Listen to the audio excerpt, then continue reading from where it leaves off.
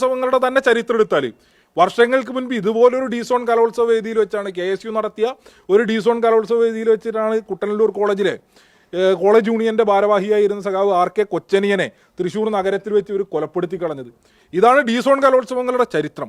അത് ആവർത്തിക്കുന്ന നിലയിലേക്ക് സഖാവ് RK കൊച്ചനിയനെ കൊലപ്പെടുത്തിയതുപോലെ വീണ്ടും വിദ്യാർത്ഥികളുടെ ജീവന് ഭീഷണിയാകുന്ന നിലയിലേക്ക് KSUവിൻ്റെ കലോത്സവങ്ങൾ മാറിക്കൊണ്ടിരിക്കുകയാണ്. കാലിക്കറ്റ് സർവകലാശാലയുടെ കലോത്സവങ്ങൾ മാറിക്കൊണ്ടിരിക്കുകയാണ്.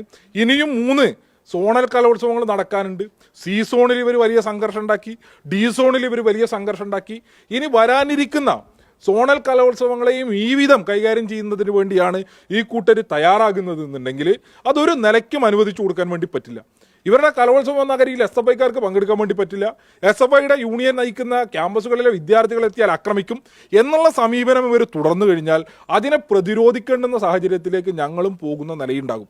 അപ്പോൾ അതിലേക്കൊന്നും നിൽക്കാതെ നിലവിൽ എടുത്തുകൊണ്ടിരിക്കുന്ന സമീപനത്തിൽ നിന്ന് മാറ്റം വരുത്തിക്കൊണ്ട് മുഴുവൻ വിദ്യാർത്ഥികളെയും ഉൾക്കൊണ്ടുകൊണ്ട് ഏറ്റവും മാന്യമായി ഏറ്റവും ഗുണപ്രദമായി വിദ്യാർത്ഥി പക്ഷത്ത് നിന്നുകൊണ്ട് സർവകലാശാല യൂണിയന്റെ പ്രവർത്തനങ്ങൾ നടത്തി അവസാനിപ്പിക്കുന്നതിന് വേണ്ടി ഇക്കൂട്ടർ തയ്യാറാകണമെന്നും അതുപോലെ തന്നെ ഈ തെറ്റായിട്ടുള്ള നിലപാടും സമീപനവും പൊതുസമൂഹത്തിന് മുൻപിലേക്ക് ശരിയായ അർത്ഥത്തിൽ എത്തിക്കുന്നതിന് വേണ്ടി കേരളത്തിലെ മുഖ്യധാരാ മാധ്യമങ്ങൾ കൃത്യമായി ഇടപെടൽ നടത്തണം എന്നുള്ളതാണ് ഈ ഘട്ടത്തിൽ ഞങ്ങൾക്ക് സൂചിപ്പിക്കാനുള്ളത്.